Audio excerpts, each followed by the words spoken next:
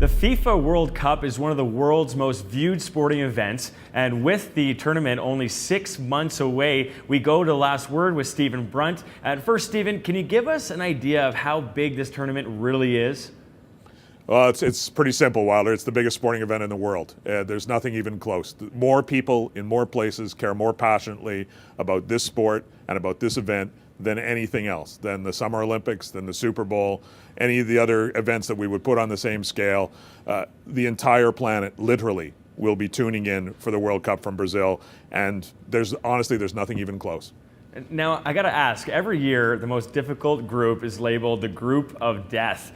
Who's in this year's group?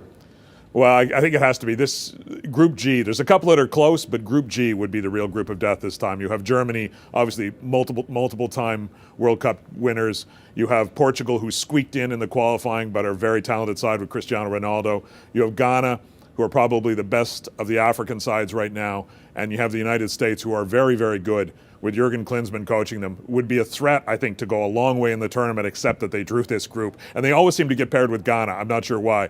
So 2 teams are going to come out of that group. They will be challenged and they will be bloodied to get out of it, I'll tell you. Moving past that group and on to the others, which nations do you expect that will go deep, and what are some of the superstars that will carry them?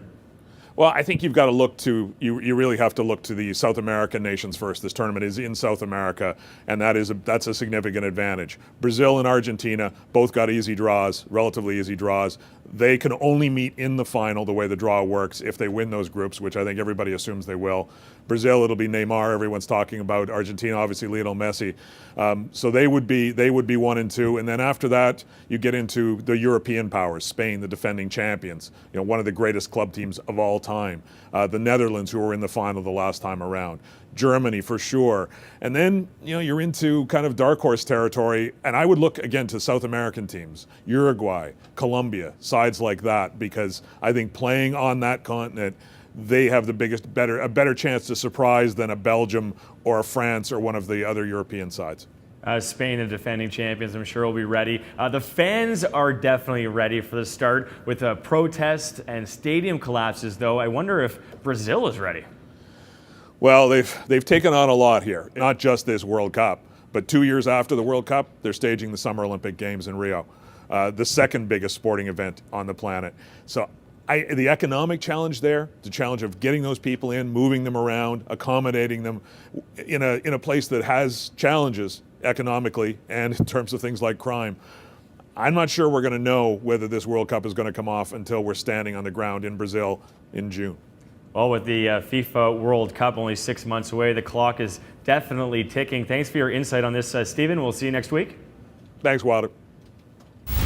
Well, that is it for our program this week. We hope you enjoyed it. For rebroadcasts or story ideas and comments, please connect with us on Facebook or on Twitter.